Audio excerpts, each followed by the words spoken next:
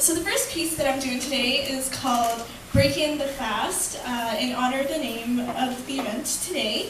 And it's basically some just reflections of like Ramadan from the past year to this year, and just like kind of that year-long reflection of, and everything that reminds me of Ramadan or like tangentially relates to Ramadan for me. So without further ado, I'll begin.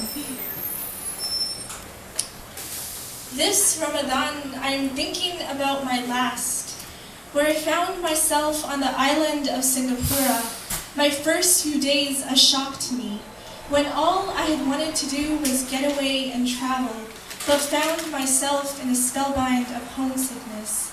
The very first place I looked for comfort and community was in mosques. I trekked out in the blazing tropical August heat to break my first fast all the way across the world with the kindest Malay and Indonesian women who welcomed this obviously bewildered, quiet girl reading a book on Sufi poetry on the carpeted floors of the high-ceiling building, seeking relief under the whirring fan. I had what became one of my favorite Southeast Asian meals that day. But I do not always find comfort and community in mosques, though I still hesitate to tell you any more than this, because everything can and will be used against me. There are Islamophobes on every corner of the streets I meander, but right behind them and facing the other way are the so-called vanguards of this religion. They patrol who comes in and who stays out. I'm reminded of these Western colonial borders, the space of constant surveillance, regulation, deportation, that are ironically themselves fueled often by Islamophobic logic. So I gotta tell you, there's no comfort in being told my hijab isn't tied properly, that my pants are too tight, that showing the skin on my forearms is slutty, that it directly relates to how Muslim I am.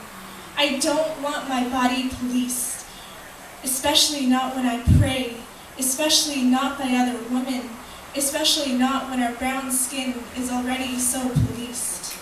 Woo!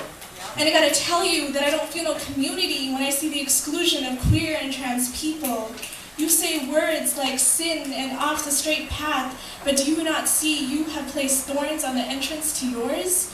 So they rose together and have found multiple other paths, but this path has its own challenges. So this is a shout out to all my peeps resisting homophobia and homo-nationalism, because there is not a morsel of pride in bombing black and brown people. But I gotta tell you, all this Muslim inside of me has without a second thought found comfort in third spaces and virtual fourth spaces, all of which are first and foremost socially conscious places.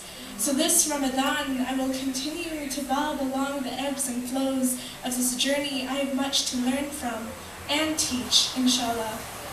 The words of a dear friend, Shah: how do I honor the beauty and nurturance of Muslim communities I'm a part of? How do I challenge the parts of us that are ugly and exclusive?